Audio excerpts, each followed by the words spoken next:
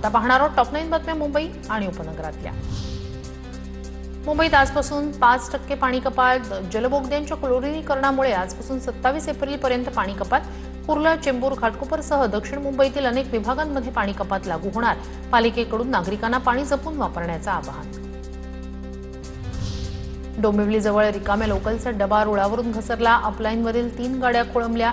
कळवा कारशेडहून कल्याणकडे येणाऱ्या रिकाम्या लोकल रेकचा एक डबा रुळावरून घसरला। सुदैवानं लोकल रिकामी असल्यानं कुणालाही दुखापत नाही। मोतीलाल नगर बैठकीतील वाद चिघळला। म्हाडा सीईओ संजीव जयस्वाल यांच्या विरोधात पोलिसात तक्रार दाखल। धमकी आणि धार्मिक तेढ निर्माण केल्याचा संजीव जयस्वाल यांच्यावर आरोप। मोरेगाव पोलीस ठाण्यात तक्रार दाखल।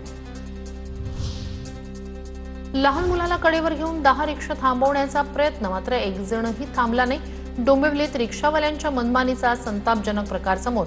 लांबच्या भाड्यांना प्राधान्य देत असल्यानं मनमानी। डोंबिवलीत पुन्हा एकदा रिक्षा चालकांचा प्रश्न पेटण्याची शक्यता। खराब अंड्यांच्या विक्रीवर निर्बंध घालण्यासाठी मुंबईत विक्रीसाठी येणाऱ्या प्रत्येक अंड्यावर उत्पादन आणि खाण्यायोग्य मुदतीची तारीख बंधनकारक करण्याची मागणी। उत्तर प्रदेशमध्ये 1 एप्रिलपासून सक्ती सुरू। बोरिवलीतील नामांकित चष्म्याचं दुकान वादाच्या भोवऱ्यात। दुकानात कपाळावर टिळा आणि टिकली लावण्यास बंदी घातल्याचा आरोप। भाजप कार्यकर्त्यांनी दुकान बंद करत चाव्या पोलिसांकडे दिल्या। बोरिवली पोलिसांकडून अधिकचा तपास सुरू। बोरिवलीच्या दुकानातील वादानंतर लेन्सकार्टकडून स्पष्टीकरण। टिळा टिकली लावण्यास कोणतीही बंदी नसल्याचं लेन्सकार्टकडून स्पष्ट। माफी मागत कोणत्याही धार्मिक अभिव्यक्तीवर बंदी नसल्याचं लेन्सकार्टचं स्पष्टीकरण।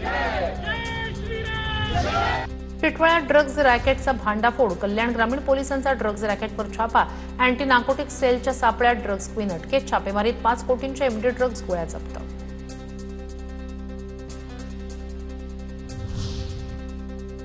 आता पाहणार आहोत टॉप 9 बातम्या पुणे जिल्ह्यातल्या। अल्निनोमुळे यंदा पावसाचं प्रमाण कमी राहण्याची शक्यता। खरीप हंगामाच्या पूर्वतयारीसाठी आज पुण्यात राज्यस्तरीय कार्यशाळा। बैठकीला कृषी मंत्री दत्तात्रय भरणेंसह कृषी विभागाचे वरिष्ठ अधिकारी आणि कुलगुरू उपस्थित राहणार। मिसिंग लिंकचं काम पूर्णत्वाच्या उंबरठ्यावर। मिसिंग लिंकवरील वाहतूक महाराष्ट्र दिनापासून सुरू करण्याचे प्रयत्न। या प्रकल्पामुळे मुंबई पुणे प्रवासात 30 मिनिटांचा वेळ वाचणार। पुणे महापालिकेनं बांधकाम आणि कर विभागाला ऑनलाईन जोडल्यानं वर्षभरात 57,000 नव्या मिळकतींची नोंद। 365 कोटींचं उत्पन्न मिळालं। इमारतीला पूर्णत्वाचा दाखला मिळताच थेट कर आकारणी करणार। पुण्यात ग्राहकांची पेट्रोल डिझेल वाहनांनाच पसंती। विद्युत वाहनांच्या विक्रीत मात्र मोठी घट।